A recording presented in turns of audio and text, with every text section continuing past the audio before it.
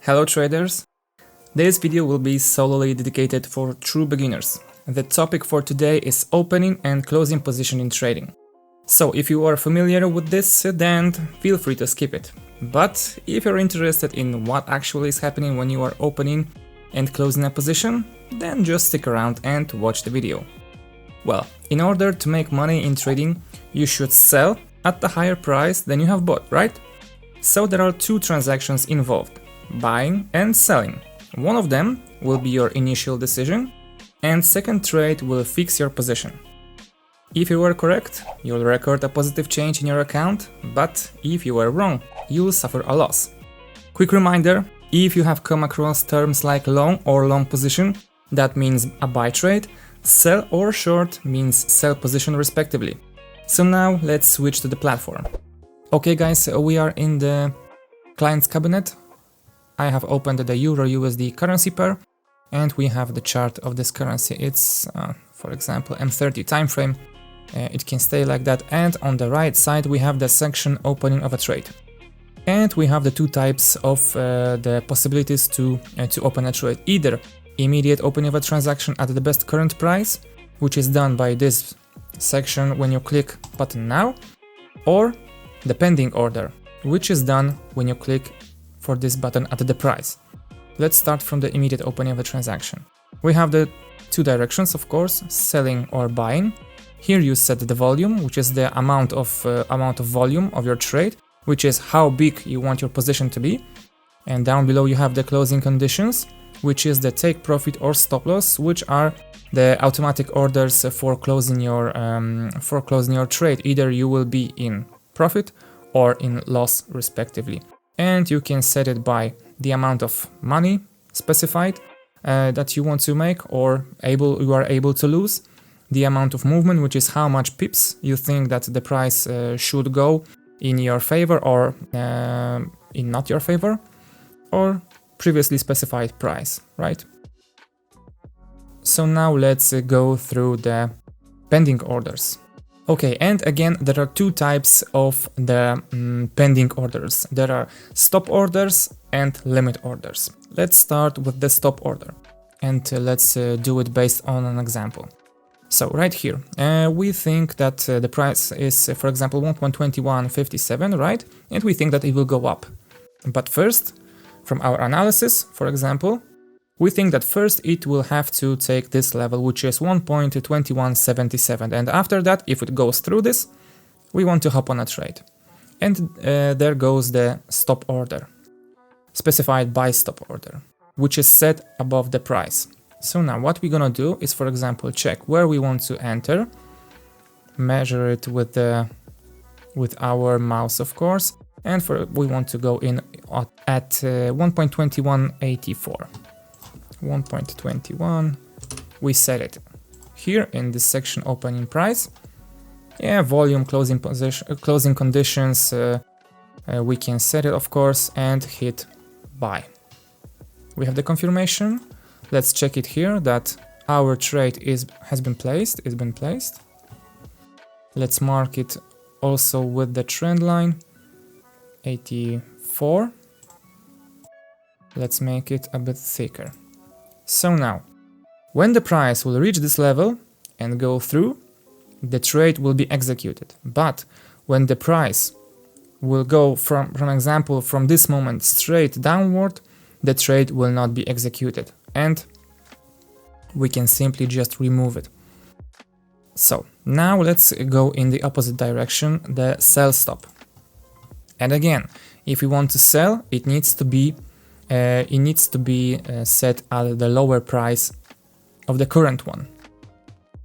So we have again 1.2158. We think that it will go downwards.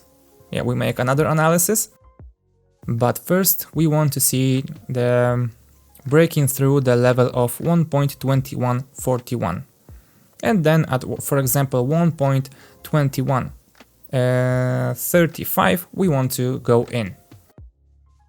So again, 35, we set the price which we want to at which we want to go in, Again, volume, closing positions, and then we are clicking sell. We have the confirmation, and again we see that our another trade has been placed.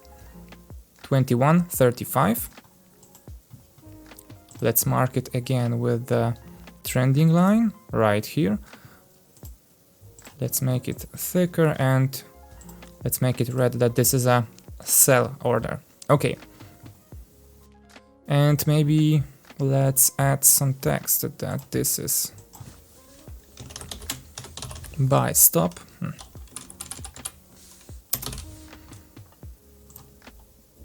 Right, this is a buy stop.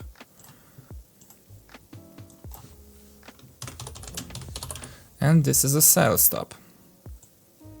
Right here. Okay. And again, if the price will go from this moment upwards, then your trade will not be executed.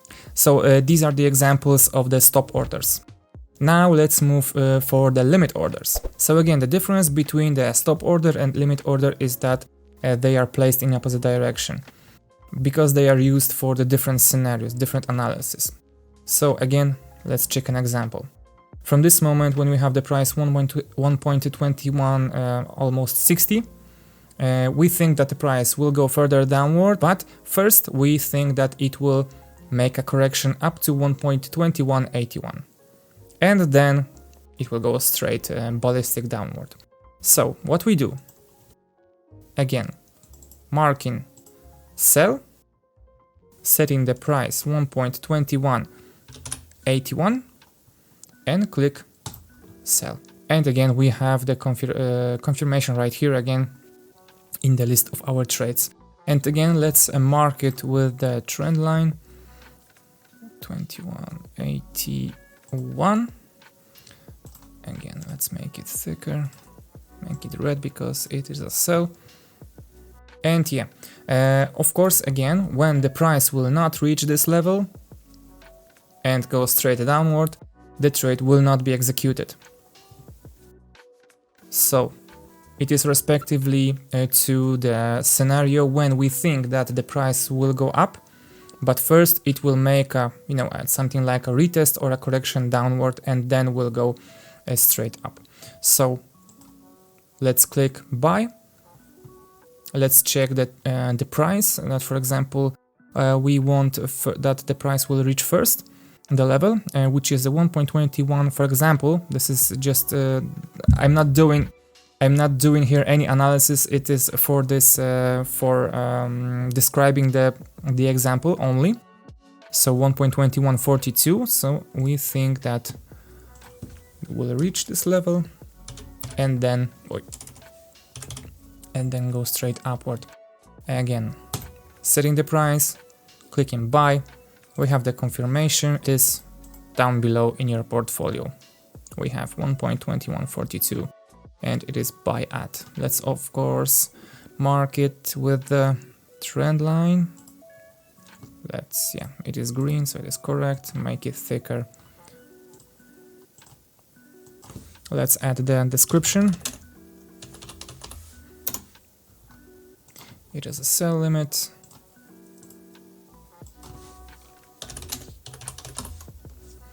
It is a buy limit. So guys, let's talk about the margin. It is displayed in the left below corner. As you can see, our limit order was triggered. But yeah, again, let's check an example. I placed another order of buy trade, 0.10 lots. And as you can see, our assets used have grown for 20 euros. And right here you see that this trade initially it is on loss due to the difference in prices that other participants are willing to pay to buy or sell our order, right? To fix it, as we were talking about it I was talking about it in the beginning of the video. So let's add another trade. As you can see, the assets used are growing, and another one, and another one. Right now we have 4 trades with 0.10 and 1 trade 0.01. And as you can see, It is, it added to the assets used. It depends on the leverage that you use on the account. So the higher the leverage, the lower the assets you need to open the transactions, because it is like the minimum amount you need to have in your account to open a particular trade. And of course, what I need to mention here is that you should not rush to open as many trades as possible, or one particular trade with the max volume possible on your account, because if your analysis is wrong, then your account will be very quickly nullified or burnt, whatever you want to call it. So yeah, that's the biggest mistake for the beginners, which you should avoid, of course. So the last thing I want to talk about in this video is the stop loss and the trailing stop. The stop loss, if you don't know, it's the automatic order that close your position, close your transaction automatically with the previously specified price on the previously specified level. For example, we mark our trades, they're all around this level. Again, let's make it thicker, and this was our entry. If the price will go again down below at up to this level, our trades will be automatically closed.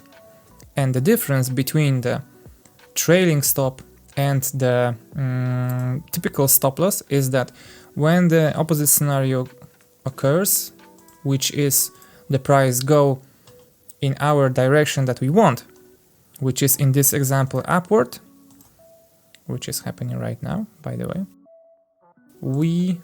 let's make it thicker. The typical stop loss, if you also can change its level, to break even, or whatever you want, but you have to do it manually. The trailing stop follows the price. So for example, if the price will go up, for example up to this level, the stop loss will go up along with it, along with the price. You also specify the amount of pips, that is the distance between the current price and the trailing stop. And it goes like this. If the price will again go a bit downward, the stop loss stays at the same level. When the price goes again upward, the stop loss follows, the trailing stop follows. But again, if the price is moving downward, the trailing stop stays at the highest level. And again, and when it goes upward, stop loss follows, but it is let's delete it. It is triggered when the situation occurs that the price went up and then moves in the opposite direction by more than those 30 pips that we set the trailing stop, then it is triggered.